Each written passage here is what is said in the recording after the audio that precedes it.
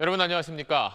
조국 법무부 장관 후보자의 딸을 둘러싼 논란이 가라앉지 않고 있는 가운데 조국 후보자가 오늘 직접 입장을 밝혔습니다. 그 내용부터 먼저 들어보시겠습니다. 딸의 장학금과 논문 저자의 문제에 대한 비판에 대해서는 제 가족이 요구하지도 않았고 절차적 불법도 없었다는 점을 내세우지 않고 국민들의 질책을 받고 또 받겠습니다. 제 딸이 문제 논문 덕분에 대학 또는 대학원에 부정 입학했다는 의혹은 명백한 가짜뉴스입니다.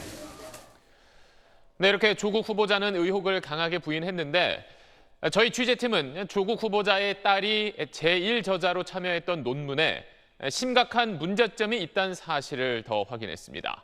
꼭 지켜야 하는 연구윤리 심의를 받지 않았고 또 조국 후보자의 딸이 당시 고등학생이라는 것도 논문에 적지 않았습니다.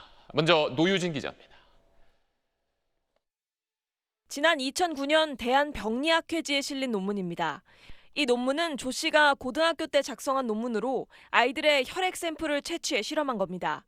당시 당국대병원 의학연구윤리심의위원회는 실험에 자신의 혈액 등을 제공하는 사람을 보호하기 위해 실험 계획 등을 검토한 뒤 윤리적으로 문제가 없을 때만 승인을 내주는 절차를 시행 중이었습니다. 그리고 해당 논문에는 버젓이 승인을 받았다고 써 있습니다.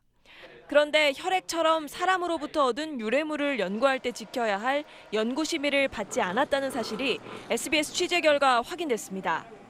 논문 기재 사실과 달랐던 겁니다. IRB 심의는 받지 않았다고 얘기를 들었습니다. 서류를 못 찾으셨다고 하고 교수님도 그 부분에 대해서는 본인 불찰이라고 말씀하셨어요. 문제는 또 있었습니다. 제1저자인 조 씨의 소속이 단국대학교 의과학연구소로 되어 있습니다. 조 씨는 당시 한영외국어고등학교 2학년이었습니다. 전업을 치러야 되는데 하이스쿨 이렇게 들어가면은 한영 치를 수 있을까?